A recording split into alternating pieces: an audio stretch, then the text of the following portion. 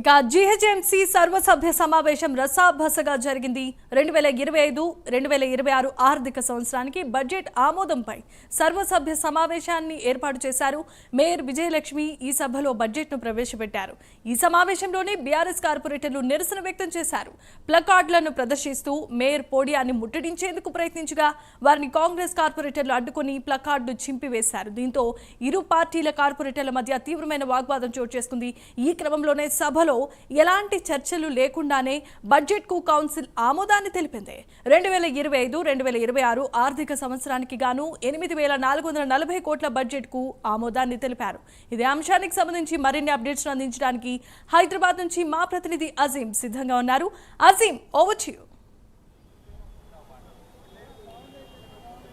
Thank you Jemimah. ఏదైతే GHMC council సమావేశం వాడివేడిగా జరిగిందని చెప్పుకోవచ్చు. ప్రారంభమైన కొద్దిసేపటి నుంచే ఏదైతే జిహెచ్ఎంసీ సమావేశం చాలా రచ్చరచ్చగా మారిందని మనం చెప్పుకోవాలి. అయితే ప్రారంభమైన కొద్దిసేపట్లో జిహెచ్ఎంసీ ముందుగా అయితే మాజీ ప్రధాని మన్మోహన్ సింగ్ అలాగే Tata group of chairman Tata రతన్కి ఏదైతే నివాళులర్పించిన అనంతరం మేయర్ ఏదైతే బడ్జెట్ని ప్రవేశపెట్టబోయారు. సో ఈ తరుణంలోనే బీఆర్ఎస్ పార్టీకి సంబంధించినటువంటి కార్పొరేటర్లు పెద్ద ఎత్తున ఫ్లడ్ కార్డులు పట్టుకొని ముఖ్యంగా కాంగ్రెస్ పార్టీ ఏవైతే పథకాల హామీలు ఏదైతే ఎన్నికల్లో ఇచ్చిందో ఆ ఎన్నికల్లో ఇచ్చినటువంటి సంక్షేమ పథకాలు ఏవైతే హైదరాబాద్లో అమలుకు నోచుకోవడం లేదు, ఎక్కడా కూడా పూర్తి స్థాయిలో ఆ పథకాలకు సంబంధించి ప్రజలకు అందడం లేదు ఆ ఫలాలని చెప్పి కూడా ఏదైతే ఫట్కాలు తీసుకొచ్చి అటు పోడియం చుట్టూ కూడా ఏదైతే నిల్చొని వారి నిరసన తెలియజేసే ప్రయత్నం చేశారు. ఈ నేపథ్యంలో కాంగ్రెస్ పార్టీకి సంబంధించిన కార్పొరేటర్లు బాబా ఫసీద్దీన్ కావచ్చు, విజయారెడ్డి, రాజశేఖర రెడ్డి అలాగే ఇతర కాంగ్రెస్ పార్టీకి సంబంధించిన కార్పొరేటర్లు అందరూ కూడా ఏదైతే వారిని అడ్డుకునే ప్రయత్నం చేశారు. సో వీరిద్దరి మధ్యలో కూడా కాసేపు తోపులాట జరిగింది. సో వాగ్వాదం కూడా జరిగింది. ఈ నేపథ్యంలోనే ఏదైతే ఆ బీఆర్ఎస్ పార్టీకి సంబంధించినటువంటి నేతలను ఫ్లడ్ క్లాస్ని కూడా కాంగ్రెస్ పార్టీకి సంబంధించిన కార్పొరేటర్లు తీసుకొని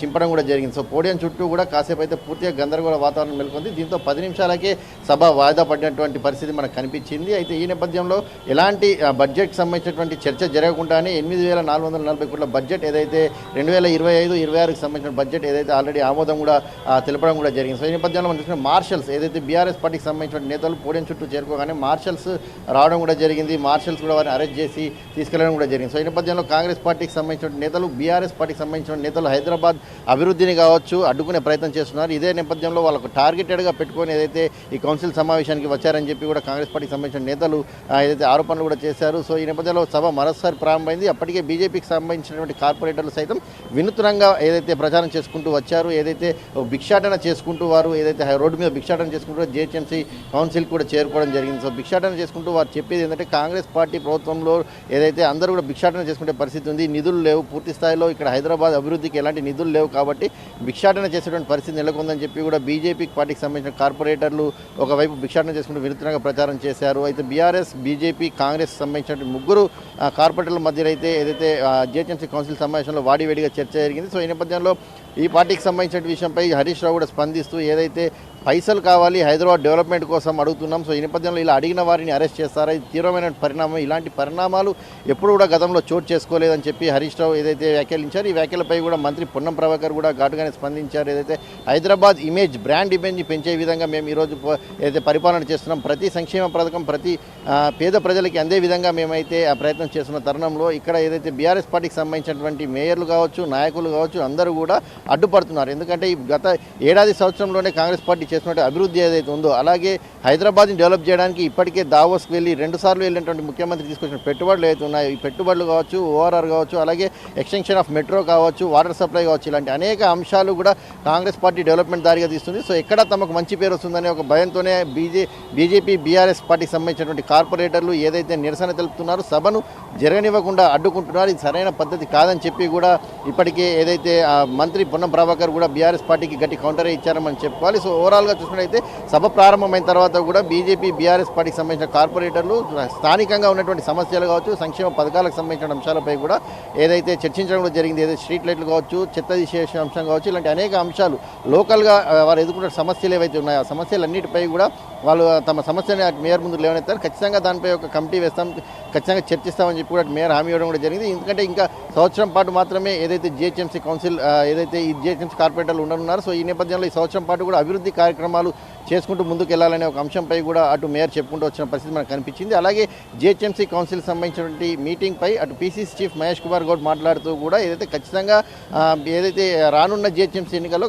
అధిక స్థాయిలో కార్పొరేటర్లు కాంగ్రెస్ పార్టీ సాధిస్తుంది. ఖచ్చితంగా ఇక్కడ హైదరాబాద్లో ఉన్నటువంటి వారందరూ కూడా మేధావులు విద్యావంతులు కాబట్టి ఖచ్చితంగా వారు కాంగ్రెస్ పార్టీ వైపు మొగ్గు చూపుతారు. ఖచ్చితంగా మేయర్ని కూడా కైవసం చేసుకుంటామని కూడా చెప్పడం కూడా జరిగింది. సో ఓవరాల్గా చూసుకున్నట్లయితే 2 రోజుల నుంచి కూడా ఏదైతే జిహెచ్ఎంసీ కౌన్సిల్ సంబంధించినటువంటి సమావేశంపై హైదరాబాద్లో ఒక సమావేశాలు జరుగుతున్నాయి. అటు బీఆర్ఎస్ పార్టీకి సంబంధించినటువంటి వారు శ్రీనివాస్ గౌడ్ సంబంధించిన ఇంట్లో ఇప్పటికే ఏదైతే శ్రీనివాస్ యాదవ్ సంబంధించిన ఇంట్లో ఆల్రెడీ ఒకసారి సమావేశం ఏర్పాటు చేసుకున్నారు.